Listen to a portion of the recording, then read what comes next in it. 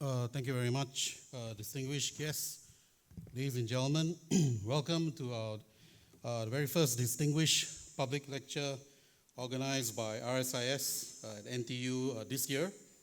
It is with great pleasure that I introduce today's distinguished speaker, Professor Geoffrey Till, who is our latest S. Rajaratnam Professor of Strategic Studies.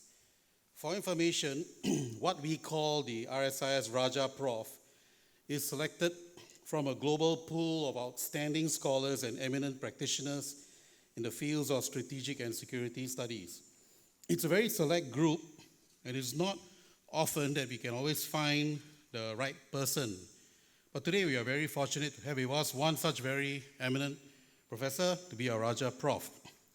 Prof. Till is currently an Emeritus Professor of Maritime Studies at King's College London, and I'll share more details of his background shortly. Prof. Till will be speaking to us this afternoon on a very topical issue of gray zone operations at sea, threat opportunity. His lecture will examine why gray zone operations at sea are increasingly prevalent, and he will address the implications and risks of such operations. In our age of heightened geopolitical tensions and great power conflict, today's lecture is highly pertinent.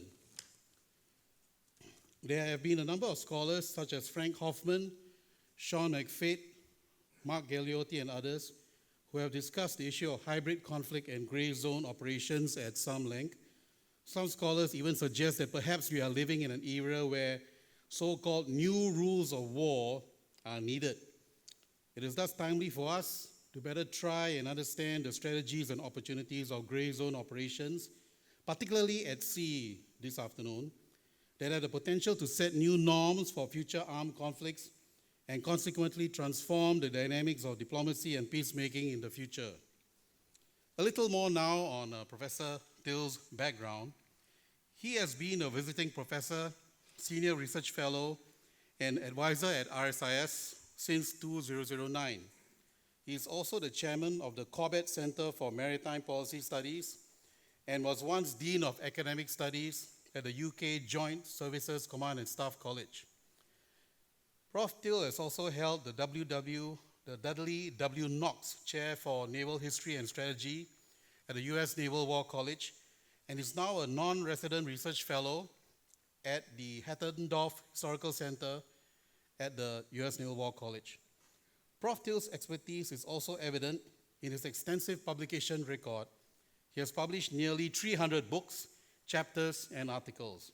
His notable publications include books such as Understanding Victory, Naval Operations from Trafalgar to the Falklands, published by ABC Clio in 2014, as well as a fourth edition of his very well-received book, Sea Power, A Guide for the 21st Century, as well as another book, How to Grow a Navy, The Development of Maritime Power. It was published by Routledge in 2022.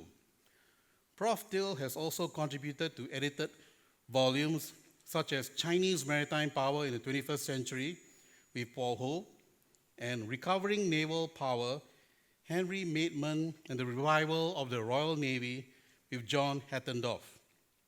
Professor Till is currently working on the 5th edition of his very popular book on sea power. I have no doubt that Professor Till's distinguished public lecture in his current capacity as the S. Rajaratnam Professor at RSIS on this topic of gray zone operations at sea, threat or opportunity, will give us much food for thought on how best to navigate the complexities of gray zone operations at sea. At this point, may I now invite Professor Till to deliver his address, please. Prof. Till, please.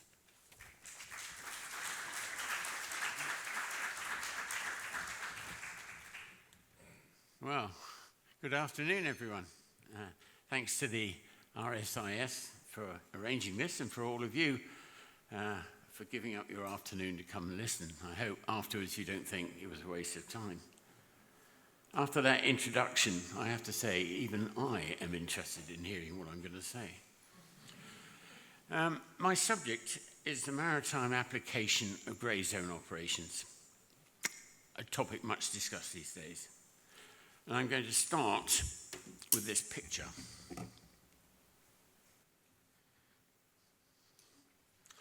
It's of the insides of a little, unguarded, unmarked, red-painted hut in the middle of a wood on a small and remote island in the Stockholm archipelago in the Baltic Sea. It couldn't look more insignificant.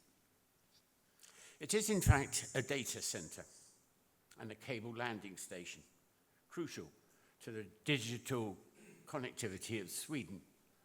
It links together the data streams that join Sweden to the rest of Europe and come to it via undersea cables. The hut is unmarked, unguarded, and the cables on the sea floor look equally vulnerable. They carry 99% of global internet traffic. But just imagine what would happen if that digital connectivity broke down and there was a prolonged outage. No internet, no communication, no bank transactions, no business, no shopping, no services, and limited defense. No wonder these days that there is such sensitivity about the security of undersea cables. But what threatens them? Well, figures vary enormously, but around the world there are something like 200 breakages every year. 80% of them are genuine accidents, incidental to bad weather, shipping, or fishing activities. But that 20% are not. Sometimes they seem to have been damaged deliberately as part of a covert campaign of national coercion of some sort. They are a novel and particularly worrying aspect of the grey zone operations talked around about so much these days. So the question arises, I can find the right page. Oh, it's over there, yes, right. What do we mean by grey zone operations? And why have they become the focus of so much attention? Basically, they're coercive acts conducted by one state against another that stop short of full-scale combat operations in the shadowlands between peace and war. In this murkiness, there are no hard and fast definitions or distinctions. We are all blundering around in a perpetual twilight, a relativity. But broadly speaking, if there's a little chance of direct lethal consequences, we tend to call them grey zone operations. If there's a rather greater chance of lethal consequences, we tend to call them hybrid operations or even hybrid warfare. If significant and lethal consequences are intended, we call it war. I just want to emphasize that all three of these states are shifting positions on a common spectrum. The distinctions between them are very fuzzy. It's one of those subjects that the more you think about it, the more confused you get. We've paid a lot more attention to them since 2013, with the appearance of an article written by General Gerasimov, now chief of the Russian Defense Staff. He wrote about what he called non-linear war, and it's encouraged an explosion of interest of people who thought that this was a new Russian style of war that we hadn't come across before. In fact, it's neither Russian nor new. In fact, General Gerasimov wrote the article to show that, as far as he was concerned, the West was doing it against Russia. That Russia, if you like, was the victim of a campaign of grey zone operations. Nor is it in any sense new. You can argue, after all, that Sun Tzu, if he existed, 2,500 years ago, his main point was winning without fighting. It was all about deception, camouflage, confusing the enemy, rather than simply obliterating him in front-to-front conflict. Moreover, my mentor, Sir Julian Corbett, writing about the 7 Years' War, 1756 to 1763, a 2-volume masterly work. The first 100 pages of that book is a masterclass in grey zone operations. Everything that we talk about today you can find there. And in fact, the kind of warfare that was common in 18th century Europe, which was all about besieging towns rather than winning decisive battles, was in fact economic warfare. It was aimed at undermining the economics of kingdoms where resources were finite. The more you could close their major towns down, the more damage you would do to the economy. These days, grey zone operations are conducted by states and by non-state actors wanting to be states. And many commentators would point at the so-called axis of upheaval: Russia, China, Iran, North Korea, and its associates, as the chief perpetrators of grey zone operations. But as I said, many of them think themselves to be the victims of such attacks by the West. So, why the apparent popularity of grey zone operations? Well, the Ukraine and Gaza wars have reminded everyone, if they needed reminding, of the costs and the risks of war, and how difficult these are to estimate accurately in advance. I think both Israel and Hamas would have been dismayed by knowing how long this war went on and what its consequences and suffering would be. Similarly, I rather think that would Mr. Putin really have started his special military operation if he had known that it would last years and inflict huge losses, perhaps 500,000, on his already beleaguered people, and incur huge damage to the future of the Russian economy. So grey zone operations are done because they seem a less costly, less risky way of getting what you want. So next question, why are they commonly at sea? Well, I think for one obvious reason, that jurisdictional disputes like that in the South China Sea make much of the sea itself a grey zone. In a sense, that's what it's about. So grey zone operations seem peculiarly appropriate to conducting campaigns in those sorts of circumstances. Also, because much of the rest of the sea is unowned, except by mankind as a whole, naval and other assets can all be in very close proximity indeed, unlike on land. It's perfectly possible to have a submarine, surface ship, and an aircraft kind of stacked above each other, all from different navies that may well be contesting something. So in a sense, incidents are the consequence of proximity. And also, I think because the sea is so important in many ways. It's a source of sovereignty, which is often extremely sensitive. It's a stock resource in the sense of oil, gas, fish, and all the rest of it. It's a flow resource in terms of trade, backwards and forwards, and of course, in data connectivity. Moreover, it's accessible. It's a target-rich environment. And in many ways, it's rather vulnerable. Can you imagine anything more vulnerable than one of these things in a restricted waterway like the Suez Canal to somebody on the shore with a rocket-propelled grenade? And maybe, last of all, operations at sea seem to be more controllable than operations on land, simply because people, as a rule, don't live there. And so maybe they're less likely to escalate out of control into the full-scale war that neither side wants. So, having identified my subject, let's try to deconstruct it into its key components. And to make the analysis a bit less murky than the subject, I want to adopt the military ends, ways, and means approach. And I'll start with the ends, the objectives, the intentions.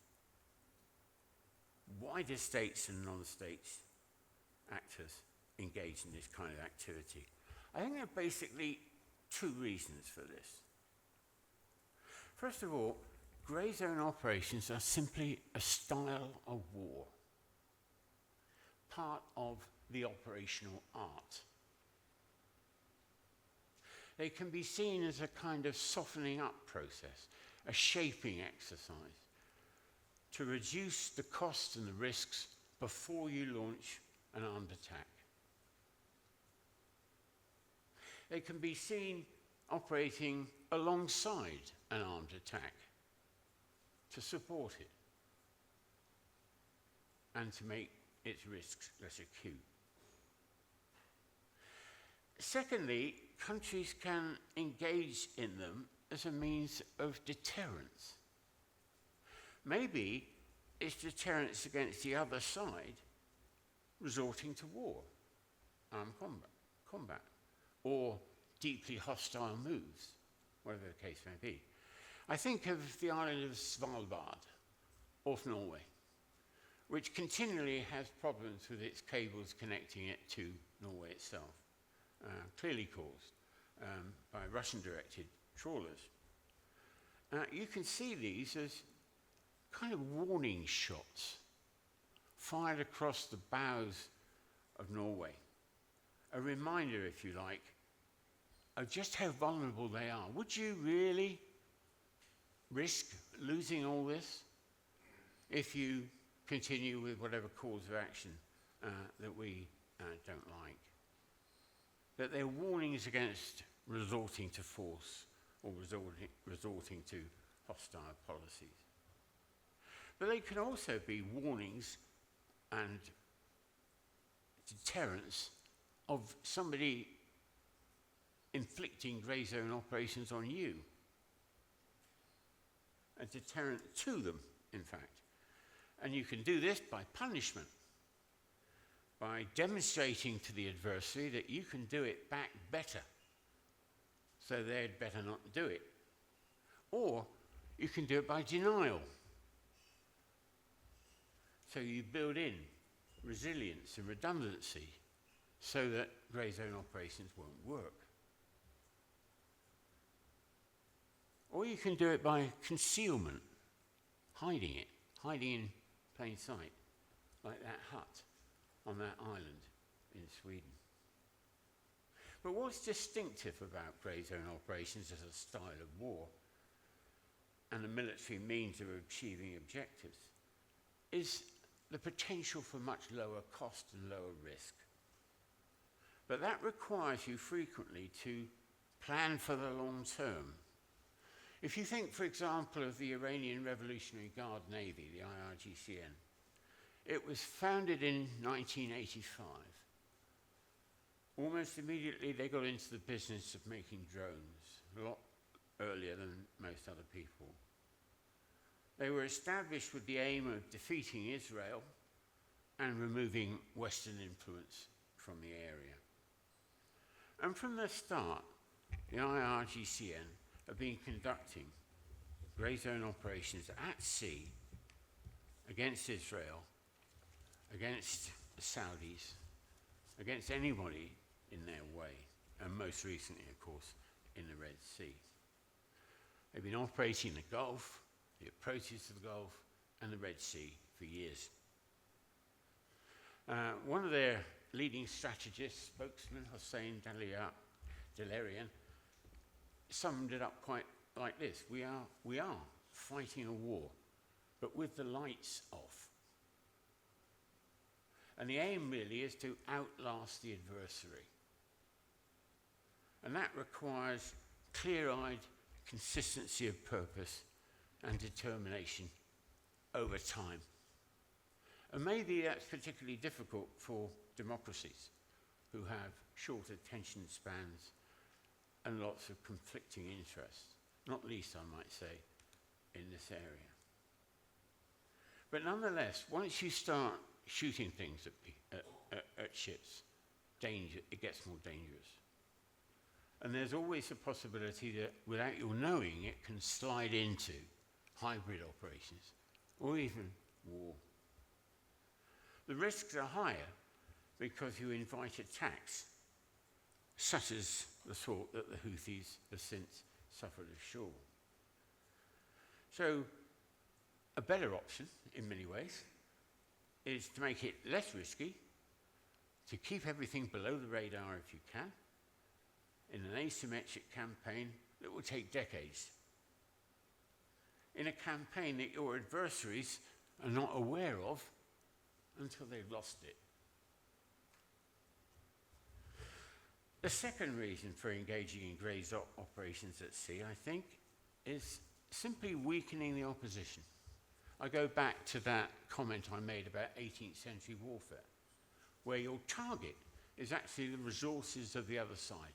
You simply want to weaken them by inflicting disproportionate costs on them. Now, this is a cable. The key bit of it is some really fine filaments right in the center of that cable. The rest of it is hardening and waterproofing. The more threatened cables are, the more the owner of the cable might feel the need to harden it, to bury it, to build concrete over the top to protect it from dragging anchors and all the rest of it, or to engage in 100 other ways of trying to protect cables. But they all cost money. They all increase costs for your adversary's economic system. And the same thing goes for attacks on shipping.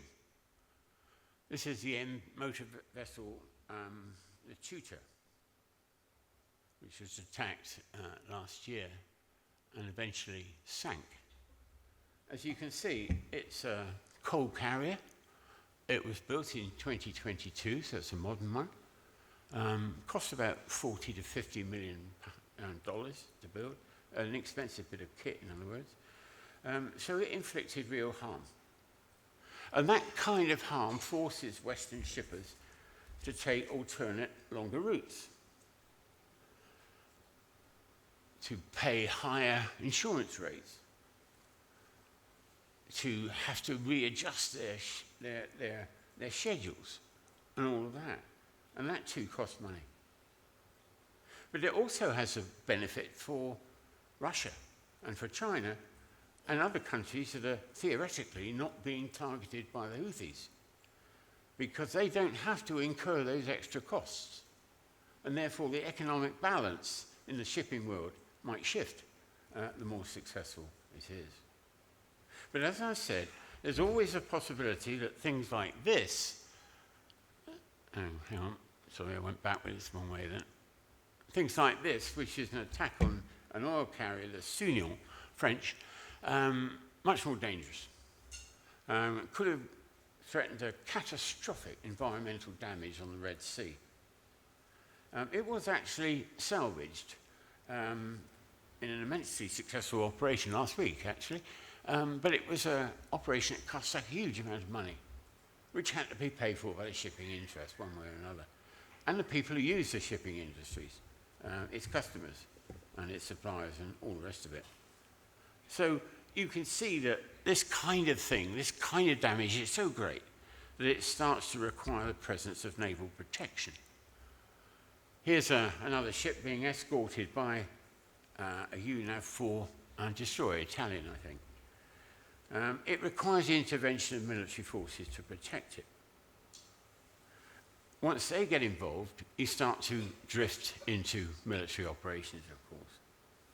But you're inflicting costs, because it costs a warship far more to shoot a drone down than it does the Houthis to fire one. It uses up naval readiness and naval availability. It reduces the number of ships that Western navies, in this case, can have elsewhere, thus improving the operational odds or the correlation of force for other countries like Iran or China or Russia, the case may be. So for all these reasons, there's a greater risk of sliding into war. And in this kind of situation, you've got a question of whose nerve is the strongest, who is going to blink first, if you like. And this, I think, gets us into ways, methods. Done the ends, now we look at ways. And I think there are 4 of these that need to be taken in. Since grey zone operations are run below the level of full-scale combat operations, securing diplomatic support, or more diplomatic support than your adversary, is clearly important to both the perpetrator and the defender. It wins you sympathy, it gets you support. Hence the importance of the battle of the narrative. And I think you can say that in this regard, Mr. Putin, for example, has been remarkably successful in convincing much of the global south that the Ukraine conflict is nothing to do with them, or is the West's fault anyway. And this undermines the sanctions campaign, which is the West's economic warfare response to Mr. Putin's attack on Ukraine.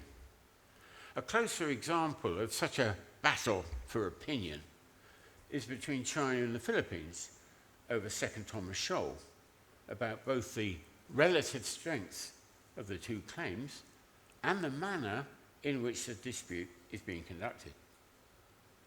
Who wins that, I think, is still open for debate.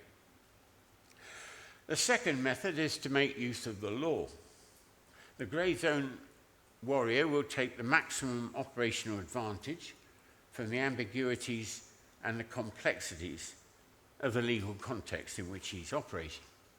This might be concealing the identity or the nature of the force engaging in the activity. For example, the famous maritime militia that are a characteristic of the dispute in the South China Sea, for example. The Tamil Sea Tigers, for example, in their conflict with Sri Lanka a few years ago, used frequently to take children to sea in their attack boats. And this was partly to confuse the Sri Lankan Navy as to the status of those boats, because who would take children with it into a military situation? And if by any chance they got damaged in the Sri Lankan, the children got hurt or killed or whatever, in the Sri Lankan response, they could be portrayed as victims. It was a classic piece of grey zone operations activity. Similarly, in the Gulf, if you look at the complexities of the Strait of Hormuz, all of those oil rigs, jurisdictional lines, questions of islands operating well out to sea, and all the rest of it, you can see that this is a complex area fraught with restrictions on what people can legally do. And so it gives ample opportunity to the unscrupulous to make use of these restrictions, to come out and ambush, to keep a close eye on what's going on, and so on and so forth. In the same way, the dark fleet ships that are currently sailing in circles in the Gulf of Finland are causing confusion. They're a permanent source of danger because many of them are not that seaworthy. And they exhaust and use up Finland's resources and means of surveillance.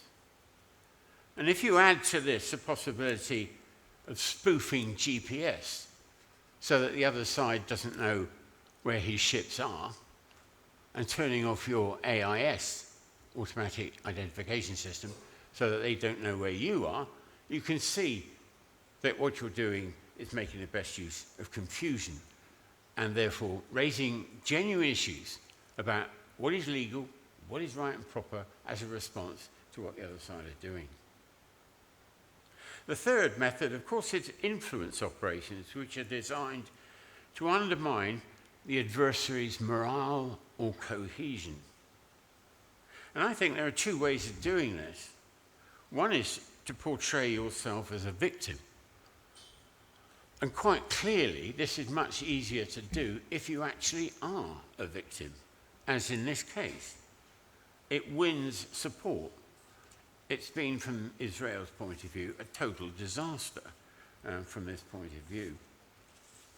Or, similarly, you can terrify your adversary into submission by portraying yourself as utterly and implacably ruthless and totally effective. As a Hamas attack on October the 7th, for example, clearly did. Not only did they commit horrendous acts, they filmed them and put them on social media. This had a huge impact on people's opinions. Similarly, the IRGCN, right from the start, is a carefully cultivated cult of martyrdom.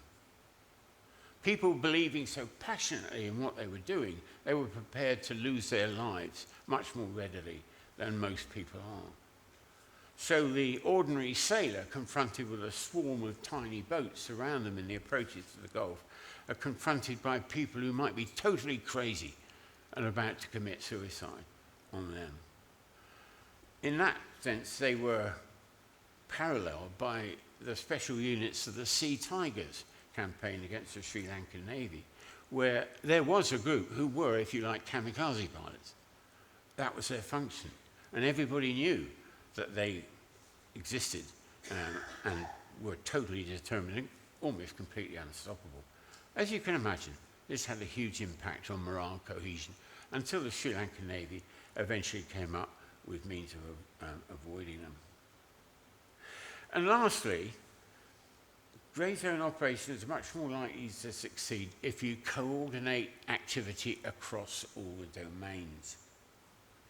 In the grey zone, everything is connected to everything else.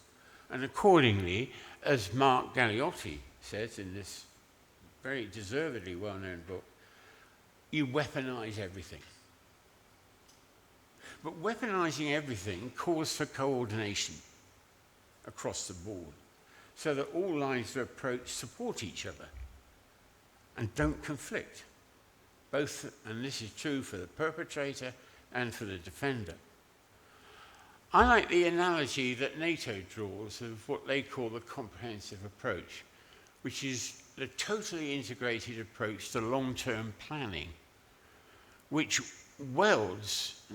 mixes all of the various strands of national power, national activity, into a rope that's much stronger than any of the single strands would be.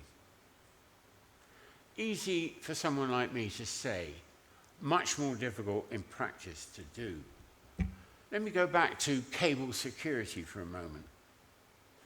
It's often not realized that this involves a large number, a huge number, of public and private stakeholders in the business, all with different agendas about the financing of the system, its licensing, its building, its regulating, its operating, using it, protecting it, repairing it, and indeed developing it so that it can be improved for future markets. This raises the issue of how on earth do you get all these people in the same room to talk to one another and agree a way forward?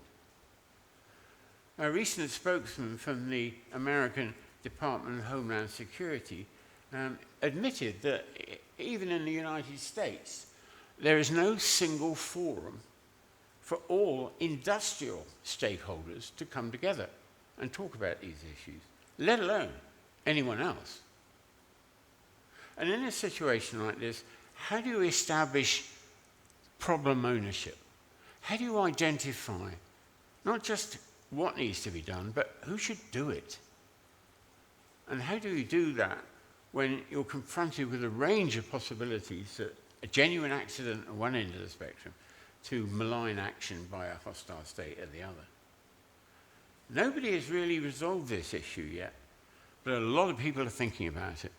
And only last month, the United Nations has formed an advisory committee, an advisory panel, to come together and think about these issues, about how we, a global community, depending on these sorts of things, should actually deal with this kind of problem. Lastly, we come to the means. We've done ends, we've done methods, now resources and means.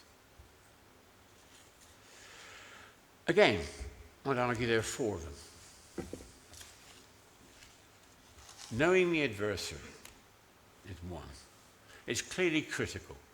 Hence the importance of excellent maritime domain awareness and developing all the necessary assets and capabilities that you need in order to ensure that.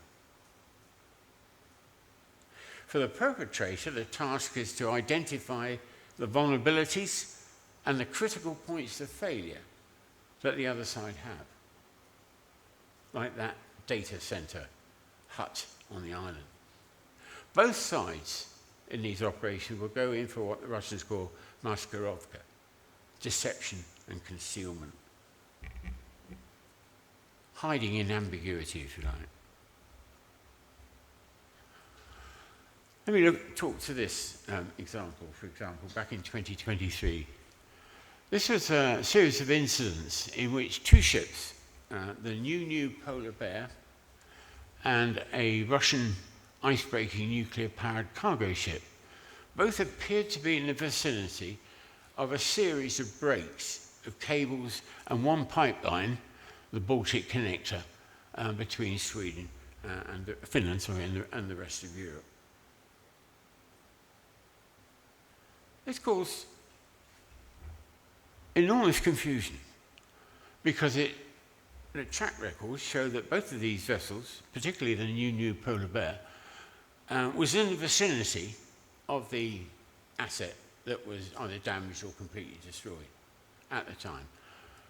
The Russian ship, the Sevastopol, caught up later, but was again something that was attracting a lot of attention. And so people thought, is this an accident?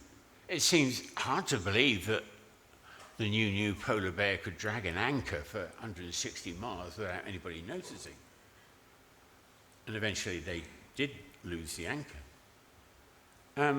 So it was interesting to think, who actually owned the New Polar Bear? And what they found was a kind of nightmare of shared ownership and confusing circumstances, largely involving Chinese authorities of one sort or another and Russian, which included, I might say, Abramovich, the owner of Chelsea Football Club. Now, I don't think he had much to do with it, frankly. But anyway, you see the point. Who do you identify as being the responsible source in a case like this? And this is so common, partly because that's what the shipping industry is and does anyway, but partly it's deliberate, a deliberate act of concealment, if you like. Or it can be by the selection of the weaponry that you use. We've all now become, since the Ukraine war, familiar with sea drones of one sort or another. Either ones like this that operate at the sea level, or much more dangerous as submersible ones. These are more dangerous because they attack ships at their most vulnerable point, the waterline, or underneath it. And remember, the attacks do not need to be kinetic. Just think back to the NotPetya cyber attack on Odessa in 2017, which again clearly looks Russian in origin. It inflicted a lot of damage on Odessa, but it inflicted even more damage on Maersk, the Danish shipping company, who allegedly had nothing to do with it, but were collateral damage, if you like, in this sort of operation. But again, working to the benefit, if you like, of the perpetrator. Or it might be a question of the identity, the famous maritime militia, allegedly innocent fishermen. But fishing boats don't normally operate like this, which does make one suspect that they're probably not genuine fishermen. But it confuses people. It raises issues of how you should treat these people. Are they professional military, in which you respond in certain ways? Or are they enraged citizens? Or are they the innocent and the stupid or the drunk? And they could be any of those things. It's not this case, but they could be. And it confuses the responses, if you like. And there's a similar event of this sort going on off Taiwan too at the moment, with a ship that has at least two names, the Xinyang 39 or the other way around, 2 AIS signals, one is genuine and one isn't, but only one registration number from the IMO. A lot of dispute going on about what happened. Was it really a cut of a cable that was deliberately intended? Was it accidental? Or was there some other explanation? Really, to know, you need to board and check. But that can be difficult in storms, as happened off Taiwan, or legally. So that's a problem as well.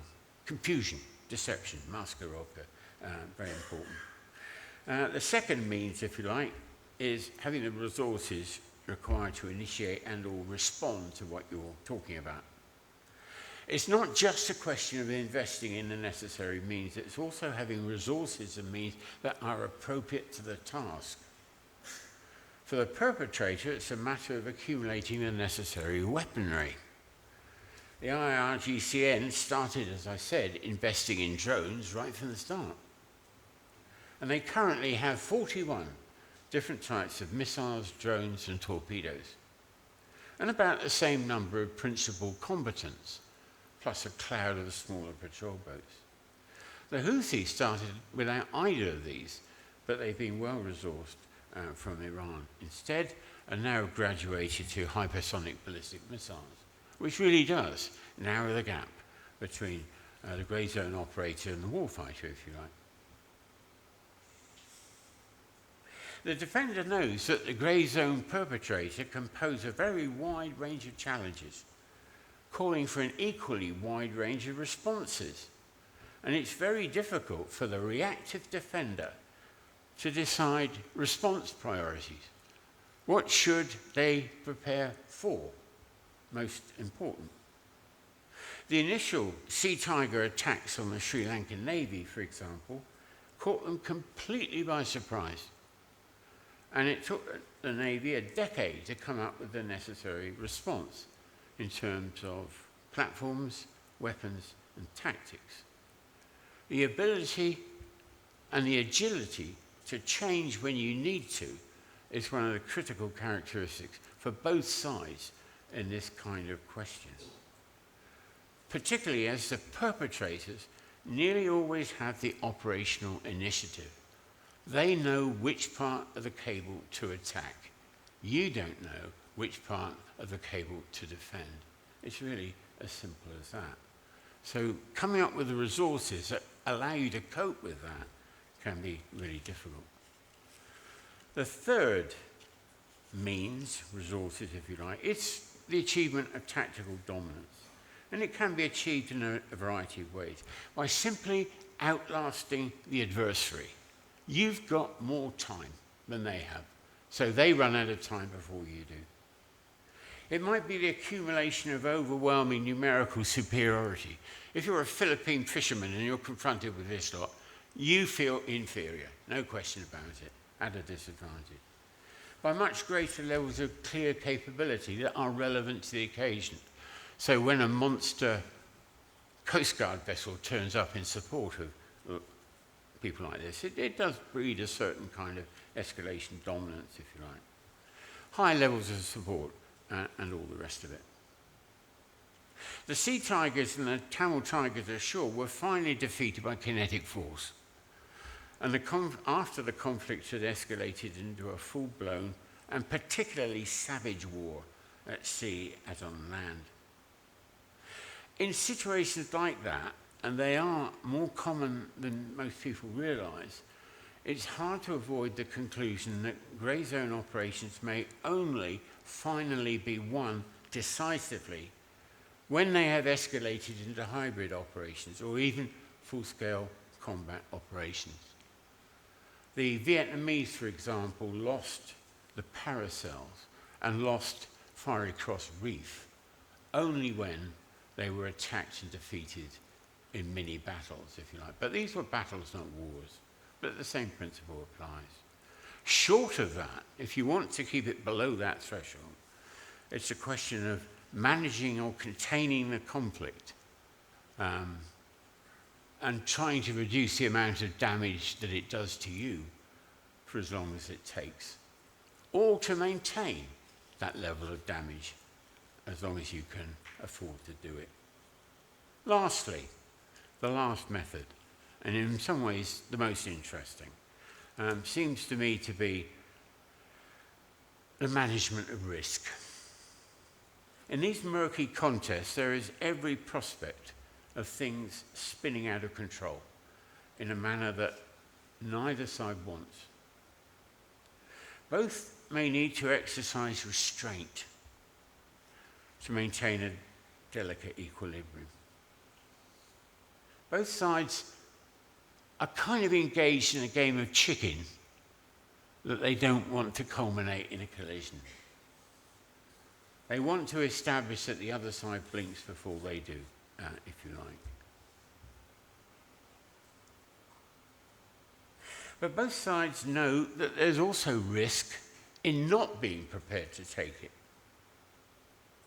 For the defender, that raises a critically important point that takes us back once more to the starting point of my ends, ways and means process. I've tended to use the word perpetrator for the grey zone exponent. And this implies that somehow this is an illegitimate form of competition. And therefore that the only right and proper response of the defender is merely to defend themselves against it and to build resilience and redundancy. The problem with doing that is that it means the permanent acceptance of the defender of unequal and very possibly grossly disproportionate cost, and the ceding of the tactical and operational initiative to a much less scrupulous adversary. So there's always the temptation for the defender in cases like this to try to escalate their way out of trouble into some form of combat operations, like the Israelis have done off Hodeidah recently, for example, inflicting such kinetic harm that they actually really seriously degrade the adversary. So that's one response.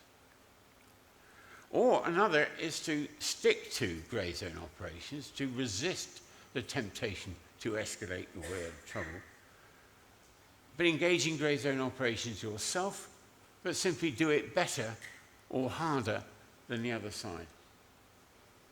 Maybe a readiness to do that might deter future attacks as well as end the ones that are going on. Is it, after all, an opportunity as well as a threat? In the spirit of Vegetius, si vis pacem para bellum, if you want peace, prepare for war, should we adopt the equivalent position?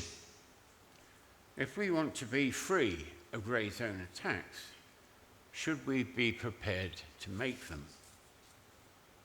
Now, this is a really tricky issue to decide, perhaps especially for liberal Western democracies. Grey zone operations seem sneaky, disreputable, legally dubious. Are they really consistent with Western democratic values and even its identity? And I suggest that this is really something that does have to be thought about quite seriously, because it seems to me that all the signs is that we are heading into a much more competitive, potentially much more brutal world, less scrupulous world, of greater levels of systemic competition, tempered only by awareness of the enormous costs and risks of full-scale war, in which grey zone operations, which, as I think I've argued, are in fact a rather traditional form of coercion, may well become the dominating form of future conflict, and at the very least will be with us for a long time yet. Decisions and policy about this kind of thing are most unwelcome, but ones we may well have to make. Thank you.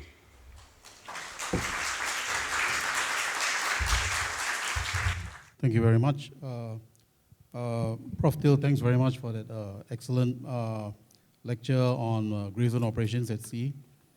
Just want to perhaps to get the ball rolling, just take up a very important point you actually made at the very end.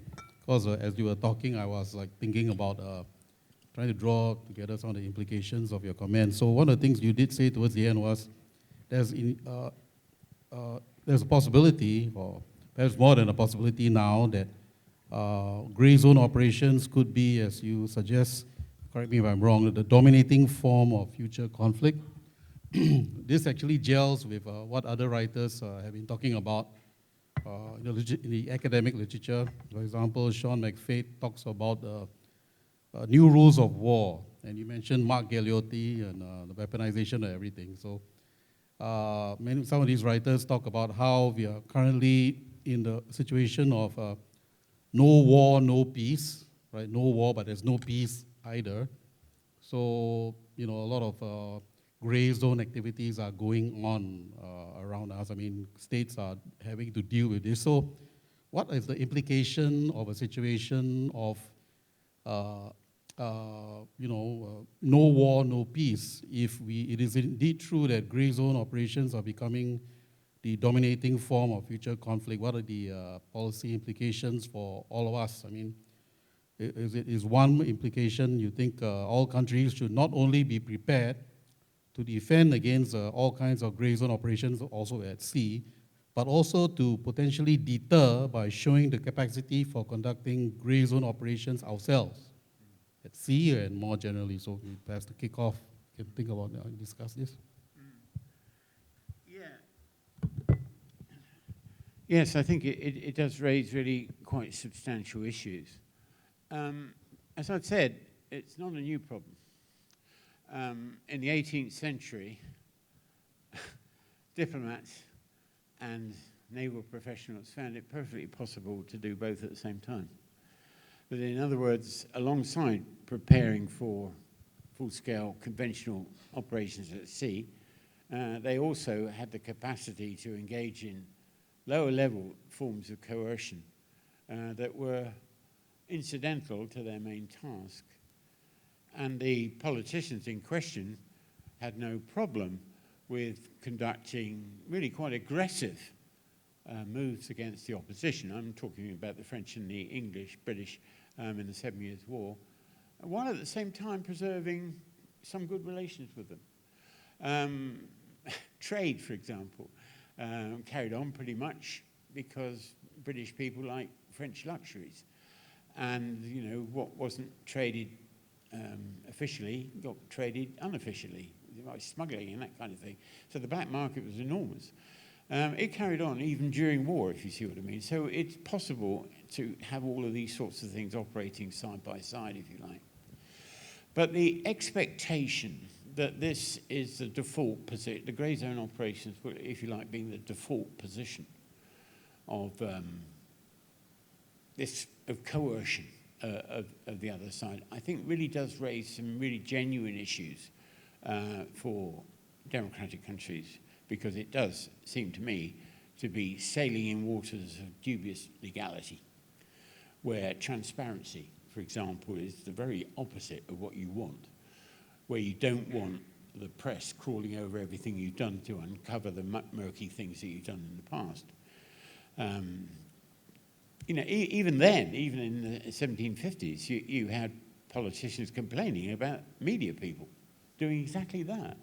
So, again, that's not a new problem, but it seems to me that the sheer incidence of this kind of thing that's likely in the future is likely to make the problem harder to deal with than it has been for a very long time.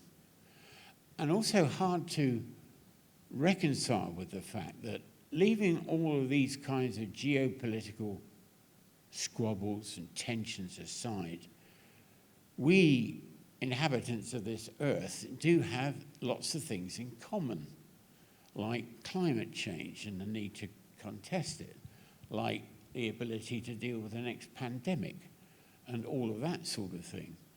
So at the same time as trying to preserve relations with somebody who's engaging in these kind of covert actions against us because of these larger issues, I think it's going to cause for a great deal more diplomatic subtlety in the future than we've perhaps been used to.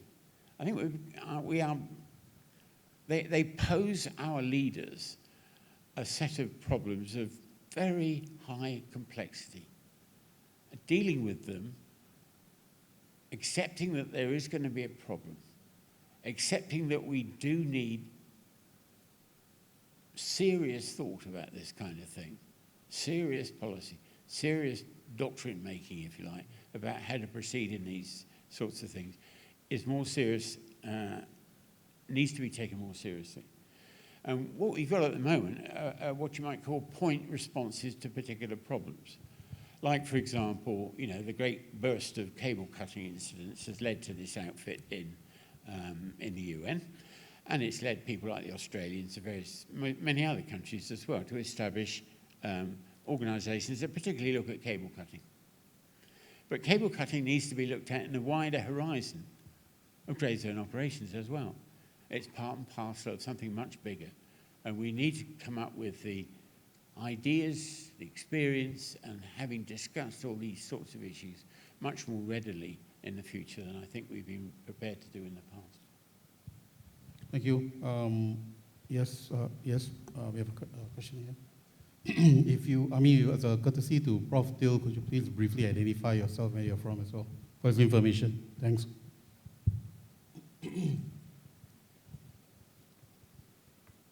Somebody help me with the mic, please.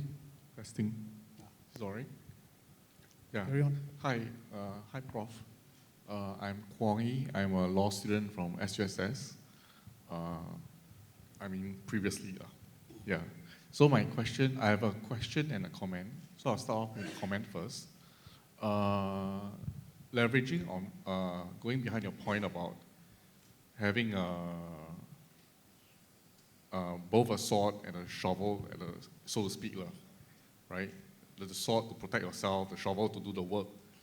My comment is your diagram about the 6 cords being tied into one reminds me of our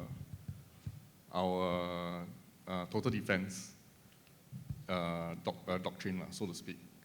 Maybe we can have a 7. So we have six cords. Maybe we can have a 7th cord, white color, and 7th white color to tie everything together into one major cord. That's my first comment. My question is this. What are your thoughts on, based on the experience, right? What are your thoughts on the ethics and the challenges or maybe opportunities for non-traditional actors, such as, Instagrammers who, in a previous seminar says that these personalities are very high influencers, and then they tend to dictate the path of the world events, so to speak, like Elon Musk and so forth. Or rather, on the other side of the spectrum, like child soldiers, where in the warfare, what are the ethics of child soldiers being recruited to fight wars? Yeah. Okay, thank you. These are non-traditional. Yeah, thank you. Yes, I think I understood your question to mean, what about bystanders? Where do they figure in all of this? And I think it does raise some really genuine issues that do need to be thought about. The first is that if you are not involved in the strategic debate or conflict that a particular grey zone operation is about, that means that you don't have any incentive to participate in an active way. So here the emphasis would be clearly on building redundancy, building the capacity to it not to do you harm, if you like, to stay out of it if you can, to avoid, to do the sorts of things that, keep your ships or cables or whatever it is as safe as you can. So, rather than to attack the other sides, if you like, in that sort of situation. I think it's a little bit more complicated than that, though, because let's talk about shipping. Shipping works for everybody's benefit because it obeys certain rules and regulations in the main set, let's say, by IMO, about how best to avoid collisions and the damage that collisions might do. So it's in everybody's interest that those regulations are followed.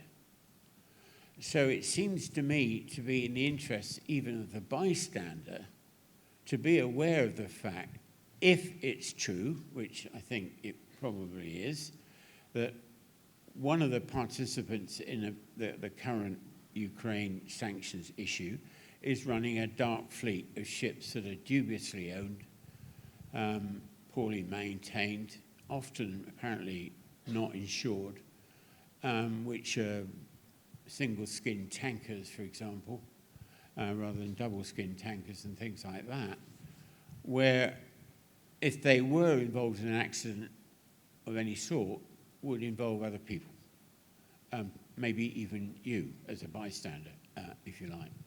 So that means, I think, that bystanders have an interest in ensuring that the rules are obeyed, and at the very least to be aware of and to take due note of the fact that in some cases they're clearly not being obeyed, and to enforce them. Not because they're against whoever's disobeying the rule, but because they're in defense of a principle on which the whole system operates, from which they benefit.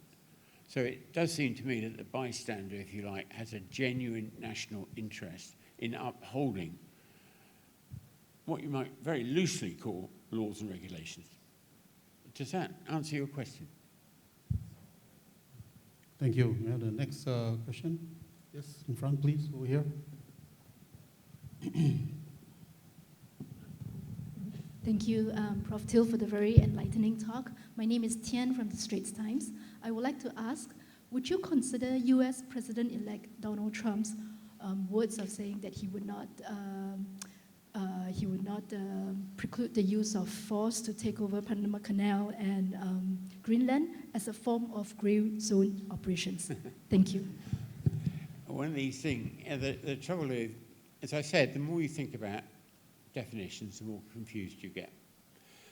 And it's clear that coercion can take the form of coercive diplomacy. And that might well be a form of coercive diplomacy. In other words, it's making threats. Making threats that military force might or might not be used can be seen as a kind of threat. So in a sense, it's what I would call, remember I identified one of the methods as being diplomatic engagement, getting the right kind of diplomatic engagement that supports your cause. But I'm not at all sure that it's necessarily one that does any good to an American policy that was along those lines. Because it does seem to me to have kicked up a response that, if anything, is against it. And so in a sense, it's sort of counterproductive. So it might be a kind of grey zone diplomatic activity, if you like. But in that case, it may well not prove to be very effective. But broadly speaking, the bigger point is that there is a very heavy level of diplomacy of one sort or another, or diplomatic engagement, let's talk about that, gunboat diplomacy, on the one side, involved in grey zone operations normally. That's one of the reasons why I tend to think of grey zone operations being a style of war that's inherently no different from many other styles of war, because they share things in common. And the use of naval forces in a diplomatic manner, either to coerce through making threats, you must not do that sort of thing, this is what you must do, this is coercion, or by winning friends and influence, are all forms of pressure, if you like, either to cooperate with you or to give in, if you like. So they're all part and parcel of the process. So again, it's one of those instances where you can't say that, what President Trump says is not a grey zone operation, because in some ways it is. But how real it is, how effective it is, we'll have to wait and see. Thank you. I have the next question. Yes, please. Hi. Thank you. Hi. Gilang Kambara from RSIS. Thank you very much, Jeff, for the enlightening presentation. I'd like to refer to your expertise as a maritime historian in the sense that when I hear the concept of gray zone, I can't help but to wonder the past fact of privateering back in the early age of sail. Sir Francis Drake, Barbarossa, Captain Jack Sparrow in that sense. How then do we thought of whether or not can we learn from his history, from this concept of privateering, and whether this is something that we can learn in modern concept on how we mitigate and deal? Because at the end of the day, it seems that there are similar means of why countries would issue a letter of marque and conduct privateering. That's it. Thank you. Yeah, thank you, Gilang. It gives me the opportunity to sort of revert to form and become a historian and dive down that particular rabbit hole. And I think it's a very relevant one. I just want to extend it a little bit and talk about Queen Elizabeth and Sir Francis Drake. You remember the situation back in the 16th century. Here you had a country that was relatively poor, with very little in the way of an army, but a fairly decent sort of navy of a particular sort, up against the superpower of the time. There was a political debate, a religious political debate of great intensity that both sides, the Spanish and the British, felt very strongly about. So there was a real issue. There was a real issue in terms of power politics.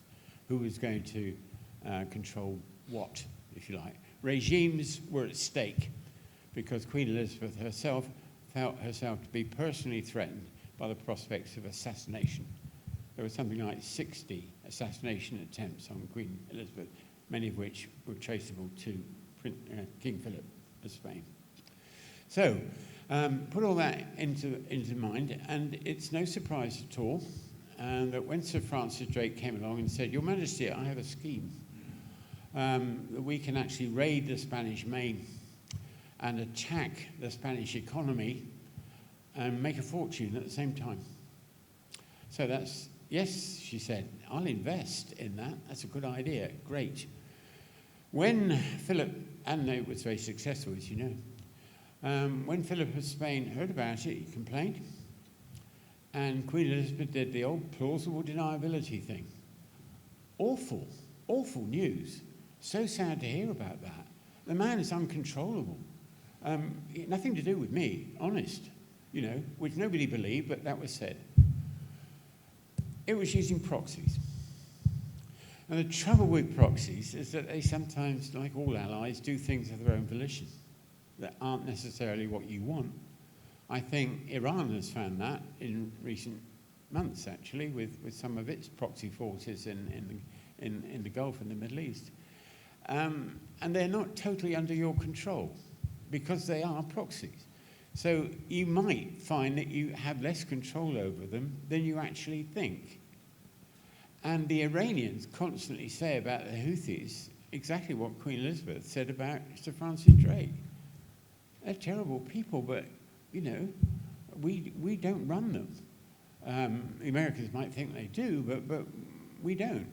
And we can't control them. And I think there is a certain element of truth in that. I am not entirely sure that the level of risk that the Houthis are prepared to take is always consistent with Iran's desire to avoid a full-scale war with the United States. So proxies are extremely useful.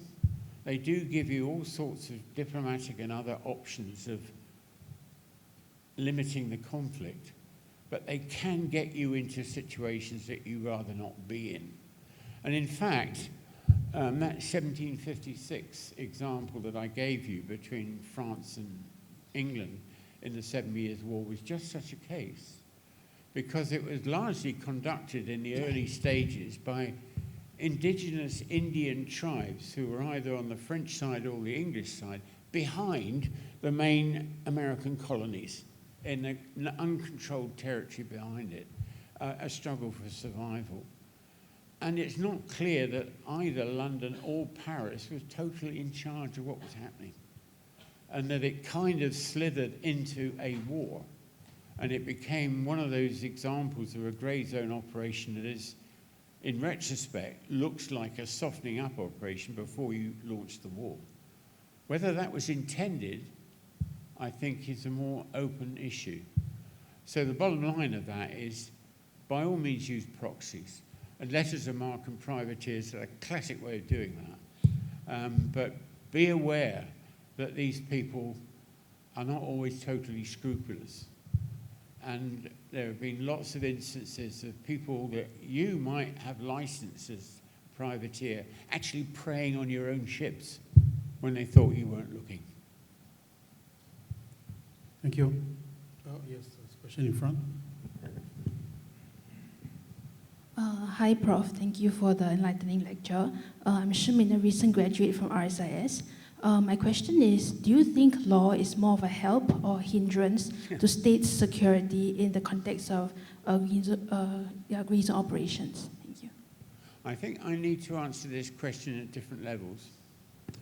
I think I need to answer this question at different levels. It's a very good question, by the way. It does seem to me that strategically the law is a help, because it's strategically that, as I was arguing earlier on, that provides the principles and the rules by which the system works. And that it's ultimately in everybody's interest, whoever the bad guys and the good guys are, that, let's say, the world's economic system actually works. So anything in the legal domain which supports the general working of the system at the strategic level must be seen as a help. But if lower down in the tactical level you confront one of these grey zone situations where the law is a bit on the muddy side, excessive attention to the sensitivities of what the law may allow you to do or not do becomes a much more difficult issue to decide. I'm not sure you can generalize about it. But if it comes to the situation where your infractions of law at the tactical level, because that seems to be the only way you can resolve the situation tactically, amounts to an undermining of the broad principle on which the system rests, and it becomes a hindrance, ultimately. So it's a question of level and a question of time. It might be helpful in the immediate sense of being able to resolve the problem, even if you have to do things that are a bit flaky legally, because, you know, if you take it all back to the courts of law, it's going to take months, and the ship's already sailed that you need to inspect and all that sort of stuff. So if you force your way ashore on board, as the Danes did recently in one of the incidents in the Baltic, where A, they weren't involved because it wasn't Danish property, and B, they just did it because they had a particularly gung-ho captain on their Coast Guard ship. Maybe that was a good thing because it did stop the ship, and it meant that it couldn't escape and evade inspection. So when that kind of thing becomes habitual, when it becomes a sort of thing that undermines the principle of maritime laws on which the system rests, I think it becomes a danger. It's a muddy answer, but it's frankly a muddy subject. Thank you. Yes, another question in front. Hi, thanks for the lecture. I'm Ken Bing from CNA. I just want to ask, looking at the title, threat or opportunity, seems like for Singapore, a smaller state, seems more like a threat than opportunity for bigger powers. Is it true?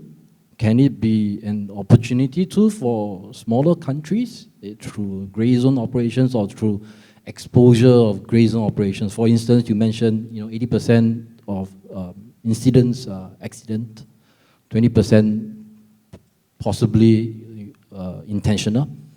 Could it be a case, I mean, the perpetrators, a case where, the perpetrator cries foul first and makes false allegations and sways international opinion? Thanks. I think all, if I may say, bystanders in somebody else's quarrel do have a systemic interest in doing what they can to defend the system as a whole. So if they identify themselves or believe that disreputable things are being done that undermine that system and that they will in due course suffer from, then they have an interest and they have a right. And in fact, I might even go so far as to say they have a duty to stand up about it and to say so and to do what they can to support the general principle.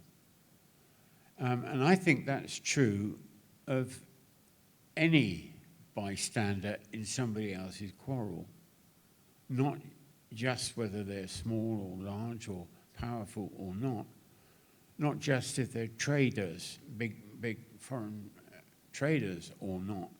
I think it's true for every member of the international community to actually do that sort of thing and try and maintain the principles by which the system works, and to identify and, if you like, call out and support actions that they think are in defense of those broader systems. It's a very general argument. I can't conceive of a situation, for example, in which Singapore might wish to engage in what I might call offensive grey zone operations at the moment. And I find it difficult to imagine it could. But I suppose you can't really totally exclude the possibility at some stage that it might be necessary. And at the very least, it's something that deserves to be seriously thought about. So I think I would underline the point I was really ending up with in my talk, which is that whether we like it or whether we don't, this is a very important issue that we need to treat much more seriously than we do. And I think the we in this case doesn't just apply to the contestants. I think it applies to everybody. Thank you. We still have some time, but as the audience is thinking, so far, Prof. Till, two takeaways, 2 points which seem to come to mind as far as I'm concerned in terms of how we should, as an international community, deal with this whole phenomenon of grey zone operations, well, states in particular. Two immediate takeaways. Defensively, we should be much better in developing, as you say, deterrence through denial by developing greater national resilience and redundancy. So that's a very good, sensible defensive move to take. The other point which comes to mind, which I think may have emerged as well from the discussion, is what else do you? Personally, I feel that developing to sort of complement the defensive counter gray zone operations through developing better national resilience redundancy, which, by the way, I hope that you can elaborate a bit on what you mean by that. The whole issue of developing offensive gray zone capabilities as a kind of a deterrence through threat. You do this to us, we are going to be better, as we pointed out, we're going to be better at you at gray zone than you. That seems to be like a comprehensive national strategy. So, but I don't know whether I don't think it's very particularly. I don't even know whether it's lawful. Let alone ethical. So, do you have any comments on this perspective? Yeah. I think the lawful and the ethical bit is very real. And if you espouse liberal values, how can you legitimately engage in activities which are legally dubious or ethically questionable and that sort of thing? But you can argue that in wars, that's what happens. And the ultimate justification for doing it is to deter this kind of thing from happening. So, you know, it's the old classic thing. You prepare for something in the hopes that it will deter what you're preparing for. That's fundamentally the ultimate justification for being ready to engage in dubious, sneaky activities in the ultimate hope that that's what you will actually be able to deter by being able to demonstrate. And that's the thing. How do you demonstrate this without actually doing it? You can't. So fundamentally, you have to do it in peacetime and still preserve your democratic values and all the rest of it. It's a real conundrum. I'm not disputing that point at all. But it does come to the point that it may be the only other way of dealing with the fact that unless you do that sort of thing, you are accepting participation in a series of confrontations with adversaries that might last for decades and might imposing and incur far greater costs on you than they will on them for the indefinite future, wasting your resources, meaning that there's less money that you can invest in education and health and all those other good things and all the rest of it. So that there is this sneaking sense that if somehow or other we can deter this kind of thing and also deter the even worse possibility of a full-scale combat war, then perhaps there's a justification for doing it. How about the deterrence through developing resilience? Well, basically, the Taiwan case, for example, the Taiwanese were able to divert the traffic onto one of their other 12 cables. So there wasn't an outage of any sort. They're also aware of the fact that their offshore islands, like Matsu, for example, are very vulnerable to this kind of thing. So they're building alternative satellite means of communications with Matsu. And they're also engaging in sort of various microwave uses as well. And similarly in Sweden, that hut I showed you is being replaced by a much bigger one.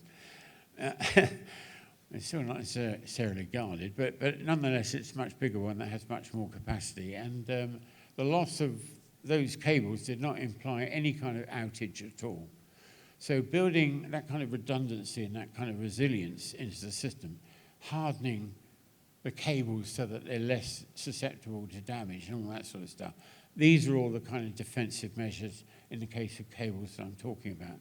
There are two problems. One problem is that they are all uniformly expensive. They all uniformly raise the issue of who should be paying for them. Should it be the owner? Should it be the government? Should it be the Ministry of Defence? Who should it be and all the rest of it? And do we go on accepting the fact that we pay inordinate amounts of money to protect what shouldn't be attacked in the first place, more or less indefinitely, forever and ever? And I've just forgotten what the other one was. But basically, the other issue is that cable cutting is one amongst 100 grey zone operation tactics.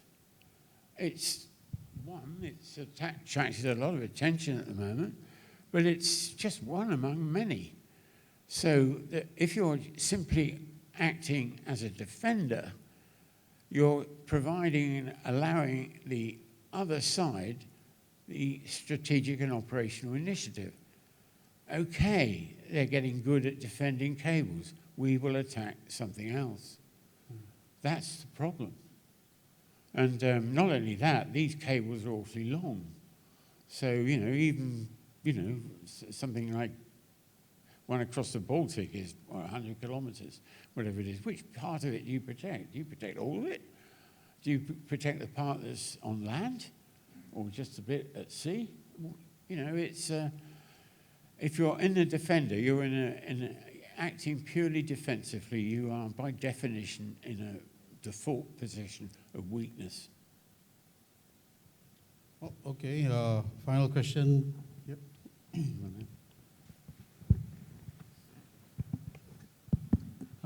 Thank you. Han Fuk Kwang from RSIS. Professor Teo, could you perhaps speak a little about gray zone operations at the South China Sea? I presume there's quite a bit going on there. And I suppose one problem for us is that because it's happening out at sea, hundreds of kilometers away, we don't quite know what is happening, except perhaps for the occasional report. And you alluded to this in your talk, about why it is so prevalent out at sea, because it's such a big area, and you can do whatever you want without anybody knowing about it. So I suppose a related question is, how do we promote greater transparency and information sharing so that we know what is happening out there? Thank you. I think it's basically the navies and coast guards adopting the same technology as the police do these days, of carrying video systems on them so that everything they do is recorded and, if necessary, streamed live. So that basically, basically you're videoing everything that you do, videoing everything that the other side does. So that, and you put it out on social media, and everybody sees what's happening. Like you probably, I've seen some videos of what's been happening around Second Thomas Shoal, which are genuinely quite shocking, and really do look as though one side is behaving a lot more aggressively than the other. So that's a contribution, if you like. It's giving visibility to what, by any other standard, is out of sight, therefore out of mind, which, as you're quite right, is generally the case. What happens at sea is more controllable simply by the fact that people don't live there. They're not there all the time. It is an empty space that only seafarers and the like actually go to. So they may not know. And in grey zone operations, if you can conduct a campaign that you win before the other side even know that you're launching it, which has happened, that's an illustration of the problem. But I do think modern technology in the form of videoing of activity and that sort of thing can help a lot. But nonetheless, it can be edited. The idea that somehow or other the camera doesn't lie, maybe not, but it can certainly be slanted. And we all know about the tricks that, fake news can sometimes get up to with fake photography. So, it's not a cure-all, but it's a contribution to that effect. But effectively, somehow finding a means by which you can convincingly demonstrate what is actually going on does appear to be an important element in the influence campaign, partly for your own people and partly for the international community as well. Thank you. We have come to the end of our seminar. We have run out of time, fortunately. But I learned a lot, as usual, from Professor Geoffrey Teo. He's really, as you all have heard, a true international expert on the whole issue of maritime security, and certainly, I would say, one of the best I've ever heard on grey zone operations at sea. So please join me in thanking Prof. Teo for his remarks.